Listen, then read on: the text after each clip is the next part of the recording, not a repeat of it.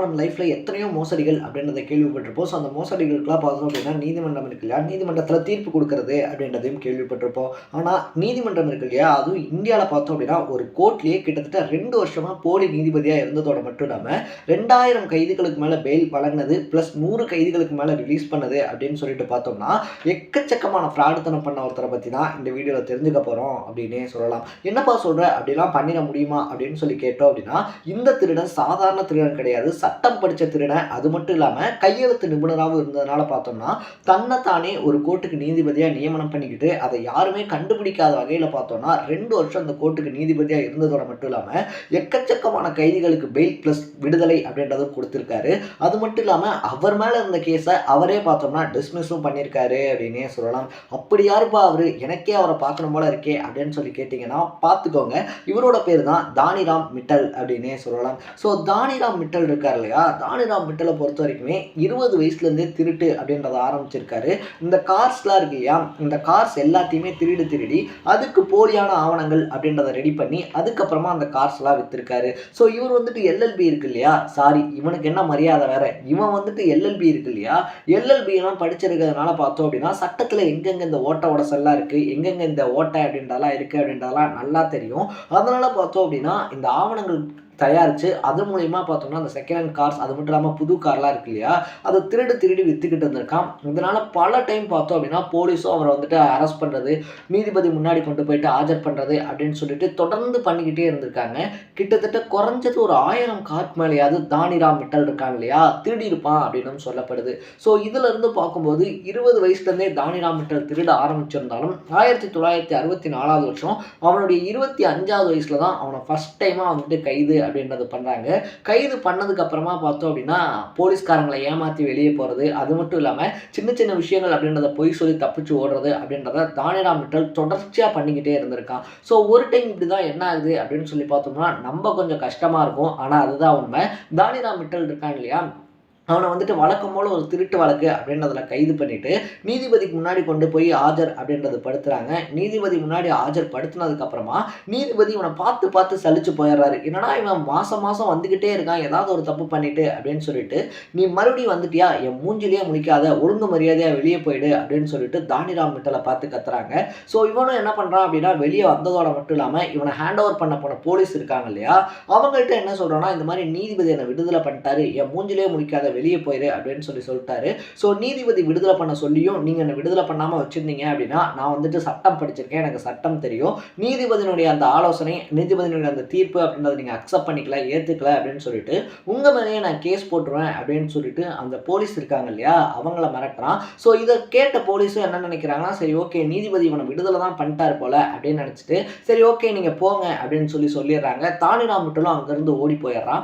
அன்னைக்கு அந்த கோர்ட்டில் இருக்கக்கூடிய வழக்குகள் இருக்கு இல்லையா, எல்லா வழக்குகளுமே முடிஞ்சதுக்கு அப்புறமா மறுபடியும் நீதிபதி தானிராம் மிட்டலை கூப்பிடுறாங்க. எங்கப்பா தானிராம் மிட்டலை வர சொல்லுங்க அப்படின்னு சொல்லும் போது போலீஸ்க்கு ரொம்ப பெரிய ஷாக். சார் இந்த மாதிரி தானிராம் மிட்டல் தான் வந்துட்டு சொன்னா நீங்க மூஞ்சில முடிக்காதீங்க அப்படின்னு சொல்லியிருந்தீங்க இல்லையா, அதுக்கு அர்த்தம் வந்துட்டு விடுதலை பண்ணுங்க அப்படின்றது தான். இன்கேஸ் நீங்க என்ன விடுதலை பண்ணீங்கன்னா நீதிபதியினுடைய தீர்ப்பை நீங்க அக்செப்ட் பண்ணிக்கல, மதிக்கலன்னு சொல்லிட்டு உங்க மேலேயே கேஸ் போடுவேன் அப்படின்னு சொன்னா அதனால தான் நாங்கள் அவனை ரிலீஸ் பண்ணிட்டோம் அப்படின்னு சொல்றாங்க. உங்களுக்குலாம் கொஞ்சமாச்சும் அறிவு இருக்கா இல்லையா அப்படின்னு சொல்லிட்டு அந்த போலீஸை திட்டினதோட மட்டும் இல்லாமல் அவங்க 2 பேர் மேலேயுமே பார்த்தோம்னா நீதிபதி இருக்கார் இல்லையா, அவர் ஆக்ஷன்ஸ் அப்படின்றதும் எடுக்கிறாரு. ஸோ இந்த மாதிரி பார்த்தோம் அப்படின்னா சமயோஜிதமாக யோசிக்கிறதா இருந்தாலும் சரி, இல்லைனா இந்த வார்த்தை விளையாட்டுகள் அப்படின்றது பண்ணுறது மாதிரியா இருந்தாலும் சரி, இந்த மாதிரி எக்கச்சக்கமான வேலைகள் அப்படின்றத தானிராம் மிட்டல் பண்ணி ஒவ்வொரு டைமுமே எஸ்கேப் ஆகிட்டு இருக்கா. 2016 அவனுடைய 70வது வயசுலையுமே பார்த்தோம் அப்படின்னா ஒரு கார் திருடின கேஸ்க்காக கைது பண்ணப்படுறான் அப்படின்னே சொல்லலாம். ஸோ தானிராம் மிட்டல் கார் திருடக்கூடிய அந்த பானை இருக்கு இல்லையா, அதுவுமே பார்த்தோம்னா சிசிடிவியில் வந்துட்டு கவர் ஆகிருந்துச்சு. கிட்டத்தட்ட 10 செகண்டுக்குள்ளே, அதாவது 10 நிமிஷத்துக்குள்ளே பார்த்தோன்னா அந்த காரை நோட்டம் இட்டதோட மட்டும் இல்லாமல் அங்கே பக்கத்தில் சுற்றி முற்றி ஆள் இல்லை அப்படின்னு சொல்லி பார்த்துட்டு நைஸாக அந்த கார் அப்படின்ற லவட்டிட்டு போகிற வீடியோவும் இருந்துச்சு அப்படின்னு சொல்லலாம். ஸோ தானிராம் மிட்டலை பொறுத்த வரைக்குமே பார்த்தோம்னா இதுக்கு அடுத்து தான் ஒரு ரொம்ப பெரிய மோசடி அப்படின்றத பண்ணுறான். அதை பற்றி இந்தியாவே அன்னைக்கு காலகட்டத்தில் பேசிக்கிட்டு இருந்துச்சு அப்படின்னு சொல்கிறாங்க.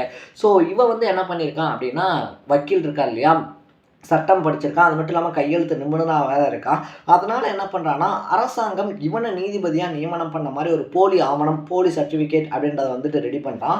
போலி சர்டிஃபிகேட் ரெடி பண்ணதோட மட்டும் இல்லாம, ஒரு நீதிமன்றத்தில போய் பார்த்தோம் அப்படின்னா, நீதிபதியாவும் வேலை பார்க்குறான் அப்படின்னே சொல்லலாம். அங்க இருக்கக்கூடிய யாருக்குமே டவுட் அப்படின்றதும் வரல. ஏன்னா, அந்த அளவுக்கு பார்த்தோம் அப்படின்னா, பிசிறு தட்டாம அந்த ஃப்ராடுத்தனம் அப்படின்றத பண்ணியிருக்கான்.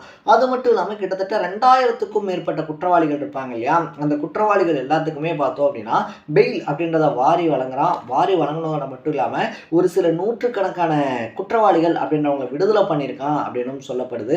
அது மட்டும் இல்லாம, ஒரு சில குற்றவாளிகளுக்கு பார்த்தோம் அப்படின்னா, தண்டனை அப்படின்றத கொடுத்திருக்கான் அப்படின்னும் சொல்றாங்க. ஸோ நம்ம பொறுத்த வரைக்குமே பார்த்தோம் அப்படின்னா, ஸ்கேம்ஸ் அப்படின்றது இல்லைன்னா அந்த ஃப்ராடு தரம் அப்படின்றது எப்படியோ கேள்விப்பட்டிருப்போம். ஆனா இந்தியாக்குள்ள ஒரு நீதிமன்றத்துல நீதிபதியா கிட்டத்தட்ட 2 வருஷம் இருந்ததோட மட்டும் இல்லாம, அந்த 2 வருஷத்துக்குள்ள நினைச்ச எல்லா காரியத்தையும் பண்ணியிருக்கான் அப்படின்றதே பலருக்கும் தெரியாத ஒரு ஷாக்கிங்கான விஷயம் அப்படின்னே சொல்லலாம். அது மட்டும் இல்லாம அவனே நீதிபதியா இருந்து அவன் மேல இருக்கக்கூடிய கேசஸ்லாம் இருக்கும் இல்லையா? ஸோ அவன் மேல அந்த கேசஸ் அப்படின்றதெல்லாம் பார்த்தோம் அப்படின்னா, அவன் தொடர்ந்து தள்ளுபடி அப்படின்றது பண்ணியிருக்கான் அப்படின்னும் சொல்றாங்க.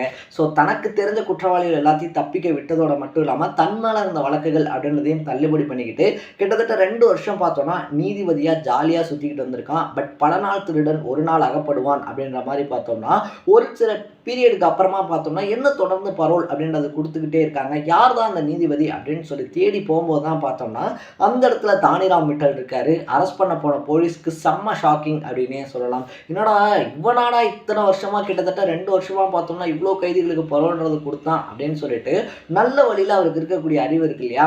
தானிராம் மிட்டலுக்கு இருந்த அறிவியாக இருந்தாலும் சரி, இல்லை அவருடைய டேலண்ட்டியாக இருந்தாலும் சரி, நல்ல லெவலுக்கு பயன்படுத்தியிருந்தான் அப்படின்னா எங்கேயோ போயிருக்கலாம். ஆனால் கார் திருட்டு, அது மட்டும் இல்லாமல் போலீஸ் சர்டிஃபிகேட் அடிச்சு நீதிபதி ஆனது அப்படின்னு சொல்லிட்டு கிட்டத்தட்ட 70-75 வயசுலையுமே பார்த்தோம்னா தொடர்ந்து கார் திருட்டு அப்படின்றதுல ஈடுபட்டுக்கிட்டு இருந்தான் அப்படின்னு சொல்லப்படுது.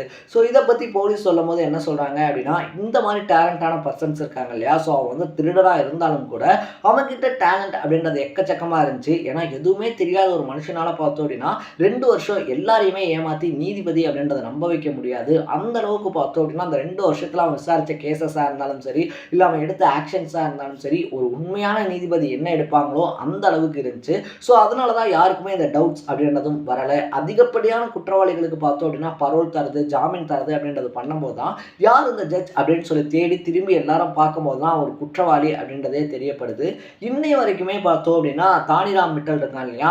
தொடர்ந்து கார் திருட்டு அப்படின்றத ஈடுபட்டுக்கிட்டு இருக்கான் அப்படின்னு சொல்றாங்க.